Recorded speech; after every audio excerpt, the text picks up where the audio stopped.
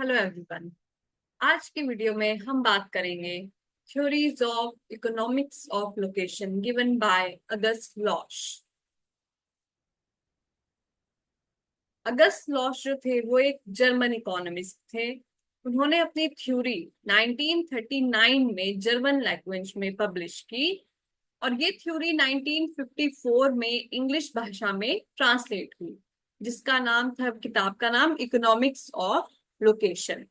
अब लॉश ने कहा कि जो इंडस्ट्रीज हैं वो जरूरी नहीं है जहां पर लीस्ट कॉस्ट होगी in terms of transport cost या in terms of labour cost वहां पे लोकेट हो, जबकि जो इंडस्ट्री है जहां पर उसे सबसे ज्यादा प्रॉफिट होगा, सबसे ज्यादा मैक्सिमम प्रॉफिट उसे प्राप्त होगा, वहां पर लोकेट होगी। सो उसने ट्रांसपोर्ट कॉस्ट को, लेबर कॉस्ट को और एग्लोमेरेशन कॉस्ट को इग्नोर किया और ज्यादा से ज्यादा इम्फेसाइज किया उन्होंने टोटल प्रोडक्शन कॉस्ट पर। किसी भी फर्म को जहां टोटल प्रोडक्शन कॉस्ट उसको सबसे कम मिलेगी या कब सबसे लीस्ट होगी, वहां पर वो इंडस्ट्री जो है वो लोकेट होगी। हमें याद होगा पिछली वीडियोस में हमने शेयर किया था वेबर की इंडस्ट्रियल लोकेशन थ्योरी। तो वेबर ने ट्रांसपोर्ट कॉस्ट, लेबर कॉस्ट और एग्लोमेरेशन कॉस्ट को मेन माना था किसी भी इंडस्ट्रीज की लोकेशन में, जबकि जो लॉश है उन्होंने इन तीनों फैक्टर्स को इग्नोर किया और सबसे ज्यादा एम्फोसाइज किया टोटल प्रोडक्शन कॉस्ट पे। जो वेबर थे उन्होंने जो एनवायरमेंट था, जिस एनवायरमेंट की उन्होंने बात की थी, वहां पर था परफेक्ट कंपटीशन। परफेक्ट कंपटीशन होता है जहां पर जो कंज्यूमर्स हैं उनको एक जैसे प्रोडक्ट्स, एक जैसी प्राइसेस पे मिल रहे हों। जबकि जो लॉश हैं उन्होंने मोनोपोलिस्टिक कंपटीशन की बात की। जिस एरिया की वो बात कर रहे हैं वहां पर मोनोपोलिस्टिक कंपटीशन होगा। मोनोपोलिस्टिक कंपटीशन होता है जहां पर जो फर्म्स हैं वो एक जैसे प्रोडक्ट्स दे रही हैं, but not they are not the perfect substitutes. मतलब आपको जो क्वालिटी है वो एक जैसी नहीं मिलेगी। जो प्रोडक्ट्स हैं वो मोर और लेस एक जैसे होंगे।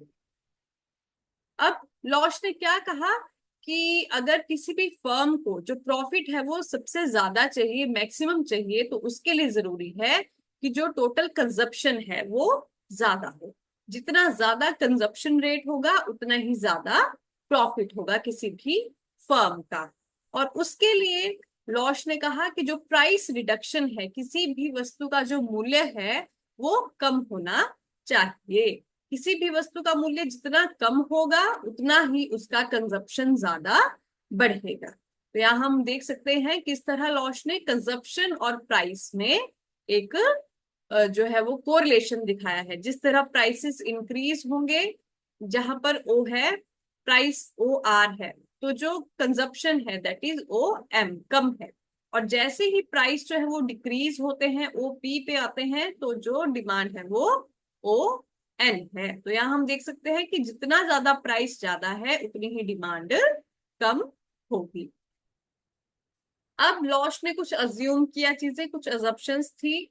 सबसे पहली थी एन आइसोट्रॉपिक सरफेस, जो एरिया है वो समान है हर एक एट्रीब्यूट पे।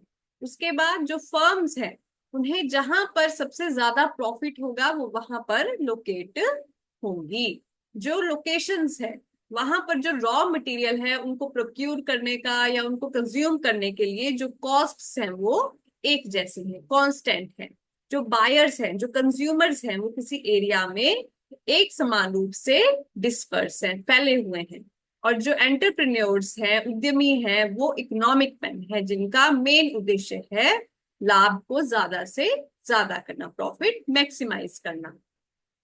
अब लॉश ने जो मार्केट एरिया था उसमें तीन तरह से जो फेजेस बताए उसकी डेवलपमेंट के। जो फर्स्ट फेज था उसमें लॉश ने कहा कि अगर किसी भी प्रोडक्ट की जो डिमांड है वो सफिशिएंट है और सिमेट्रिकल है, तो जो मार्केट कंडीशंस हैं वो एक डिमांड कोन के द्वारा देखी जा सकती हैं। यहाँ पर हम देख सकते हैं ये उन्होंने एक डिमांड कोन बताया, ये जो सर्कुलर है, this is the shape of market area. ये P price and Q is the quantity. यहाँ आप देख सकते हैं जैसे जैसे प्राइसेस इंक्रीज हो रहे हैं, जो क्वांटिटी डिमांडेड है दैट इज डिक्लाइनिंग, वो डिक्रीज हो रही है। और यहाँ पर जो प्राइस है ये this is jointly controlled by transport cost and distance. जितना ज्यादा ट्रांसपोर्ट कॉस्ट है और जितना ज्यादा डिस्टेंस होगा, प्राइसेस उतने ज्यादा होंगे।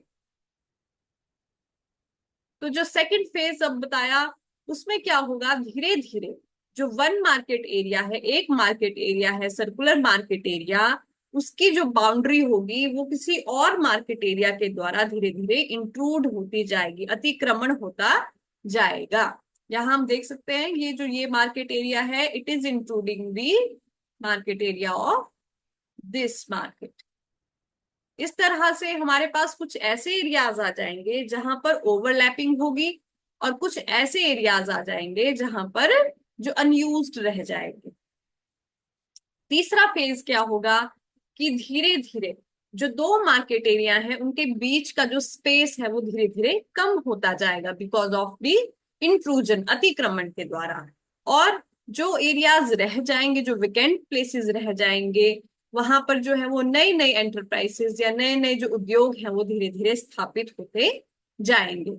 इस तरह से क्या होगा कि जो दूसरी इंडस्ट्रीज थी, जिनके जो हिंटरलैंड्स थे, वो धीरे धीरे कम होते जाएंगे। और जो सर्कुलर पैटर्न था, जो circular pattern of market areas था, वो धीरे धीरे हेक्सागोनल शेप में परिवर्तित हो जाएगा। ऐसा क्यों होगा? क्योंकि जो ओवरलैपिंग होगी या जो अनयूज्ड स्पेसेस होंगे, उनको अच्छी तरह यूज करने के लिए जो शेप है मार्केट एरिया की, it will change from circular to hexagon. तो लॉश ने क्या कहा कि एक मेट्रोपॉलिटन सिटी जो है वो जन्म लेगी इस कारण से, क्योंकि बहुत सारे जब हेक्सागन होंगे, बहुत सारे हेक्सागनल शेप मार्केट एरियाज जब आएंगे और एक पर्टिकुलर सेंटर के अराउंड होंगे, तो वो एक पर्टिकुलर सेंटर जो है वो मेट्रोपॉलिटन सिटी के रूप में ग्रो हो जाएगा। और उस पर्टिकुलर रीजन में बहुत सी इंडस्ट्रीज जो है वो कंसंट्रेट होंगी, जिनके अपने अपने अलग अलग प्रोडक्ट्स होंगे, और उन प्रोडक्ट्स के जो लिए जो रॉ मटेरियल होगा वो भी उसी पॉइंट पर मिल जाएगा। इस तरह से जो टोटल ट्रांसपोर्टेशन कॉस्ट्स होंगी वो भी कम हो जाएंगी, और वहां पर जो एक इक्विलिब्रियम कंडीशन है वो उत्पन्न होगी। इसके बाद लॉश ने कहा कि किसी भी जो कॉमोडिटी है, कोई भी जो वस्तु है, जैसे ही उसका प्राइस इंक्रीज होगा, उस वस्तु की जो डिमांड है वो डिक्रीज हो जाएगी। ऐसा क्यों होगा कि जो प्राइसेस होंगे वो जैसे ही हाई होते जाएंगे, वो जो लोगों की डिमांड है वो धीरे धीरे कम हो जाएगी, और जो कंपनी है, जो फर्म्स है, वो अपना मार्केट एरिया जो है वो लूज कर जाएंगी इस कारण से। क्यों? क्योंकि जो लोग हैं वो बढ़े हुए जो प्राइस है उनको, उन कॉमोडिटीज को बाय नहीं करेंगे, और इस कारण से क्या होगा कि वो जो एरिया है that will be encroached by the adjacent firm, जो उसके साथ लगती हुई फर्म्स होंगी वो उस मार्केट एरिया को एनक्रोच कर लेंगी। इस तरह से जो मार्केट एरिया है वो जो किसी भी यूनिट का एक मार्केट एरिया है वो धीरे धीरे चेंज होता जाएगा। इसको हम इस तरह से समझ सकते हैं। यहाँ पर मार्क ए का मार्केट एरिया, ये है ए और ये है बी फर्म। इनके जो मार्केट एरियाज हैं, यहाँ ए का मार्केट एरिया है पहले दिस वन, और बी का जो मार्केट एरिया है वो है ये वाला। जैसे जैसे हम यहाँ देख सकते हैं प्राइसेस जो है, जब P1 था तो मार्केट एरिया ये था, और जैसे ही प्राइसेस P से P1 हो जाता है, बढ़ जाता है, तो जो मार्केट एरिया है वो रिड्यूस हो जाता है यहां से यहां तक, और ये वाला जो एरिया होता है ये बी के द्वारा एनक्रोच कर लिया जाता है।